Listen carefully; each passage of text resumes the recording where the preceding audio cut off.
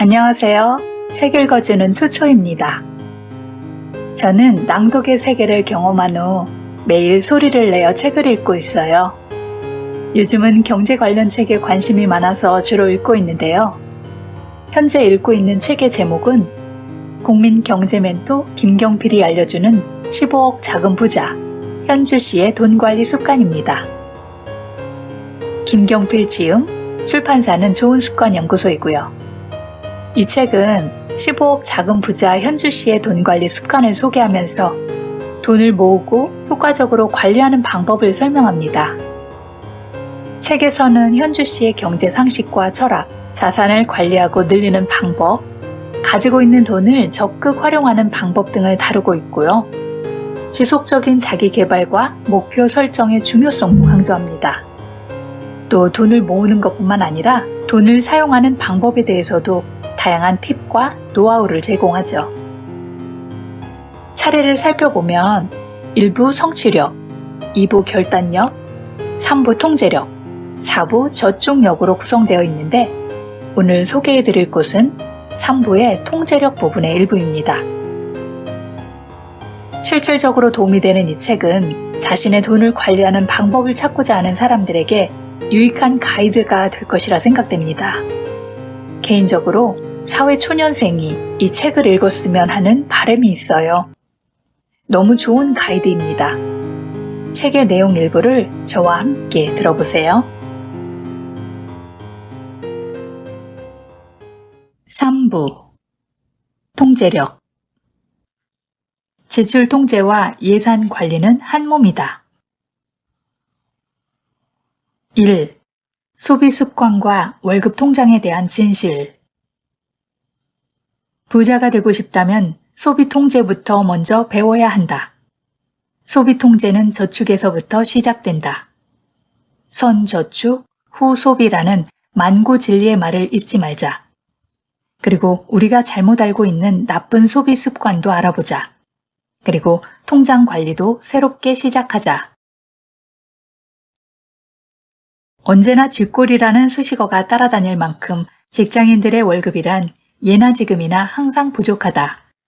그래서인지 직장 생활한 지 10년이 넘도록 변변한 목돈 한 번 손에 쥐어보지 못한 사람도 많다. 그도 그럴 것이 옛날에 비해 요즘 직장인은 상상을 초월할 정도로 엄청난 소비 유혹에 시달리며 살고 있다.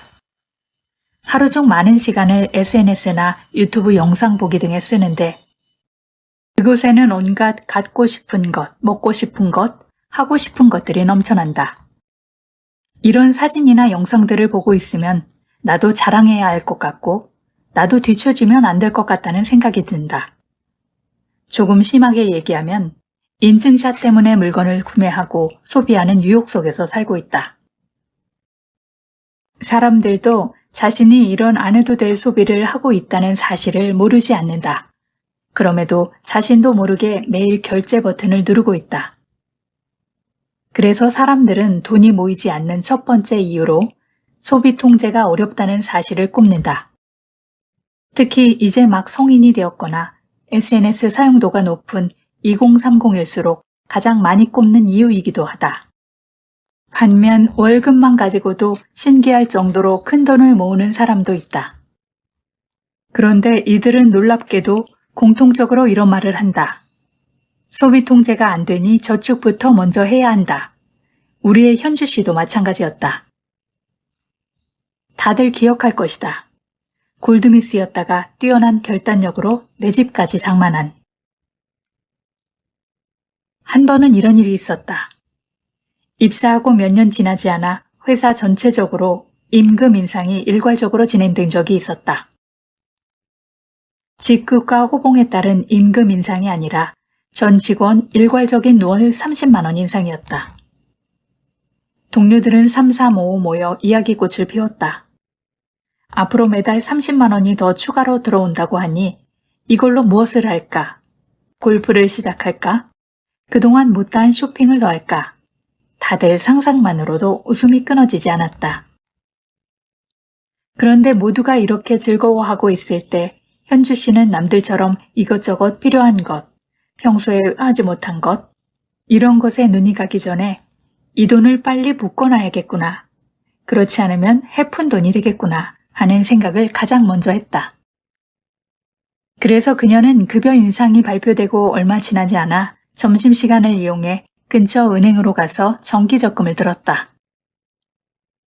이 돈을 어떻게 해야 할지 좋은 아이디어가 생각나기 전까지 돈을 건드리지 못하도록 저축 가입을 한 것이었다. 돈을 잘 모으는 사람이라도 돈이 생기면 저축보다는 이렇게 쓰고 싶고 저렇게 쓰고 싶은 유혹에 시달린다. 그런데 여기서 한 번 더 놀랄 일이 있다.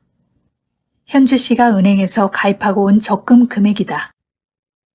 분명 월급은 30만 원 인상이라고 했는데 가입한 적금 금액은 40만 7천 원이었다. 그 이유가 무엇일까? 그녀는 당시 금리 5%로 1년 후 500만 원이란 목돈을 만들기 위해 40만 7천 원을 납입하는 것으로 정했다고 했다. 그렇다면 월급은 30만 원 오르는데 저축은 10만 7천 원을 더하게 되면 생활비에 펑크가 나는 것은 아닐까? 그런데 그녀는 일단 해보고 혹시 펑크가 나면 그때 저축 금액을 줄여도 늦지 않다고 생각했다고 했다. 저축은 먼저 기선제압을 하듯 일단 지르고 볼 일이다 라는 것이 그녀의 설명이었다.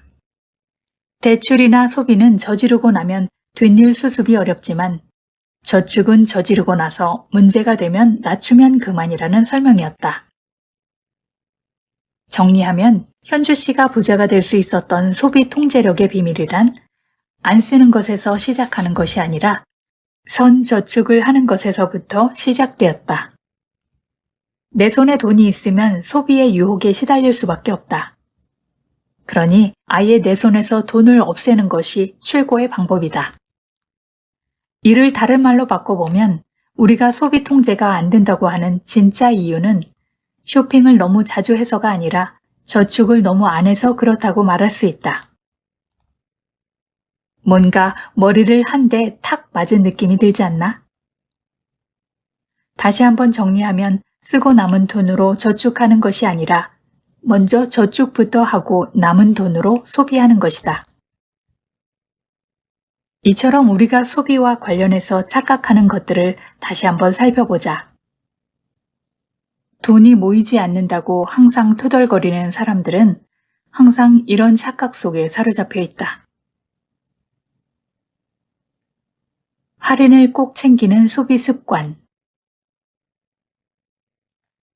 현대인은 필요한 물건을 사는 것이 아니라 싸면 사는 습관이 있다.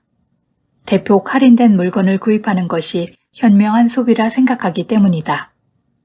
하지만 할인에 민감하게 반응하고 소비하는 습관은 오히려 돈을 모으는 데 방해가 된다. 이런 습관은 결국 불필요한 물건을 싸게 사들이고 사용하지 않는 물건을 집에 쌓아두거나 안 해도 될 것, 안 먹어도 될 것을 과하게 더하는 결과를 낳는다. 즉, 가성비 높은 소비가 아니라 한계의 효용을 체감하는 소비인 셈이다.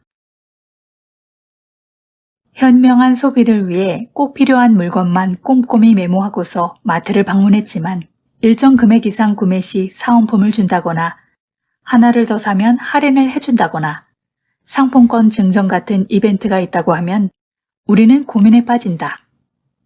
그리고 안 사면 손해가 될 것 같은 생각에 사로잡힌다.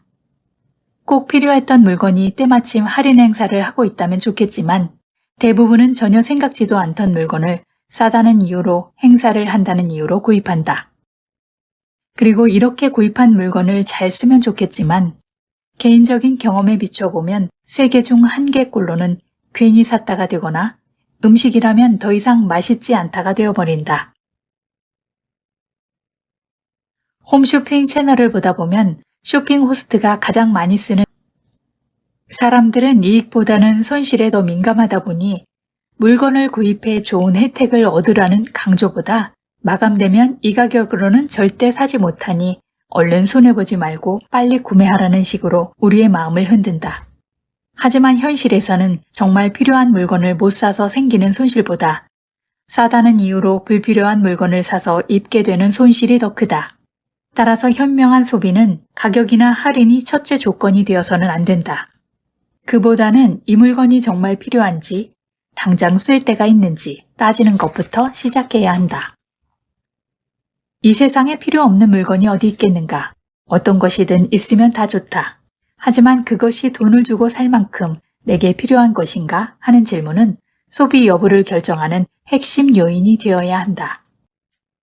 인터넷 쇼핑으로 물건을 사는 경우 마음에 든다고 해서 덜컥 결제 버튼을 누르지 말고 장바구니에 담아두고 하루 동안만 곰곰이 생각해보는 여유와 지혜가 필요하다. 그런 다음 정말 필요한 물건이라고 판단되면 그때 결제해도 늦지 않다. 월급날 통장은 하나면 충분하다? 2030 직장인을 상담하다 보면 본인 월급을 정확히 모르는 직장인이 많다. 통장의 금액으로만 찍히고 매월 공제되는 항목이나 금액 등이 조금씩 다르다 보니 매달 고정급여가 어떻게 되는지 잘 모른다. 급여가 얼마인지 모르는 사람들은 당연히 자신이 한 달 동안 얼마를 쓰는지도 모른다. 직장인의 한 달 살림은 1년 12달 똑같이 반복되는데 이렇게 반복되는 현금 흐름을 본인이 정확히 파악하지 못한다면 월급 관리는 불가능하다. 월급의 쓰임은 단순하다. 모으거나 쓰거나 아니면 통장에 남는다. 딱 이 세 가지밖에 없다. 그런데 왜 이토록 단순한 세 가지 현금 흐름을 정확히 알지 못하는 걸까? 이런 현상이 벌어지는 진짜 이유는 매월 달라지는 두 가지 현금이 있어서다.